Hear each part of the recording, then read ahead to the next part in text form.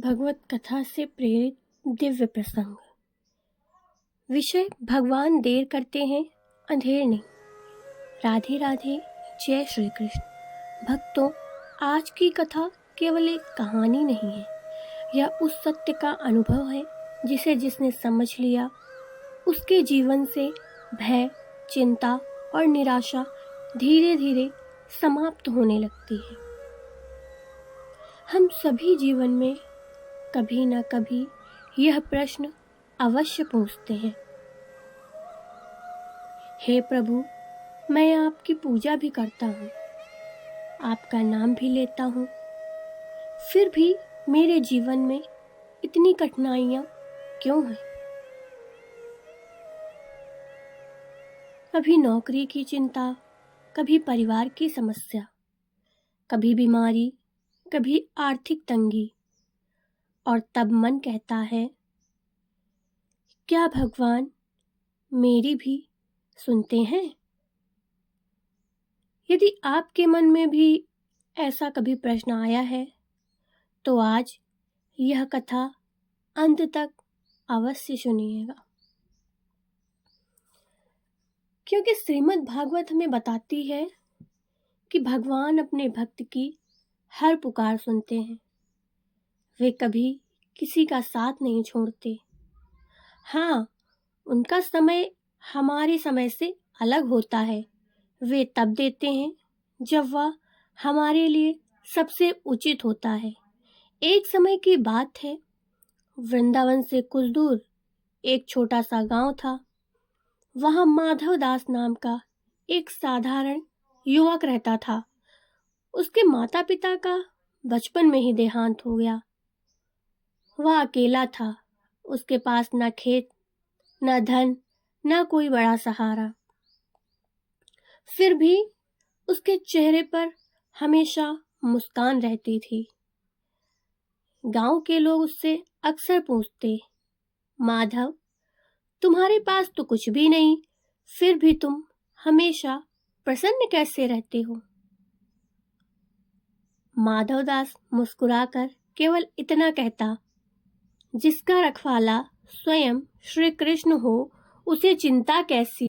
हर सुबह ब्रह्म मुहूर्त में वह यमुना किनारे जाता, स्नान करता, एक छोटी सी तुलसी की माला हाथ में लेकर प्रेम से नाम जपता, राधे राधे, श्री कृष्ण गोविंद, जय गोपाल। उसके पास भगवान को चढ़ाने के लिए सोने चांदी के आभूषण नहीं थे, महंगे भोग भी नहीं थे। बस 2 सूखी रोटियां, थोड़ा सा गुड़ और एक लोटा जल। लेकिन उसका प्रेम इतना सच्चा था कि वह जो भी अर्पित करता, ऐसा लगता जैसे स्वयं भगवान मुस्कुराकर स्वीकार कर रहे हों। एक दिन गांव का एक धनी व्यापारी वहां आया। उसने माधवदास को देखा और हंसते हुए बोला, अरे मूर्ख, भगवान को दी सूखी रोटियां चढ़ाकर क्या मिलेगा? अगर भगवान इतने ही दयालु होते तो तुम्हें अमीर बना देते।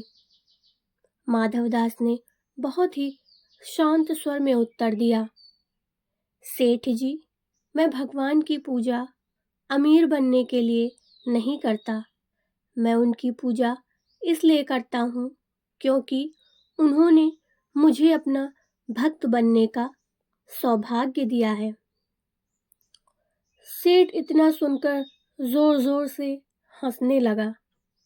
गांव के कई लोग भी उसकी बात सुनकर हंस पड़े, लेकिन माधवदास के चेहरे पर जरा भी दुख नहीं था। उसने मन ही मन श्री कृष्ण से कहा, प्रभु, लोग मुझे नहीं समझते, पर आप तो मेरे मन की हर बात जानते हैं। बस मेरा विश्वास कभी मत टूटने देना।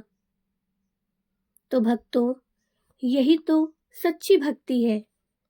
जब पूरी दुनिया आपका मजाक उड़ाए, फिर भी आपके मन में भगवान के प्रति प्रेम कम ना हो।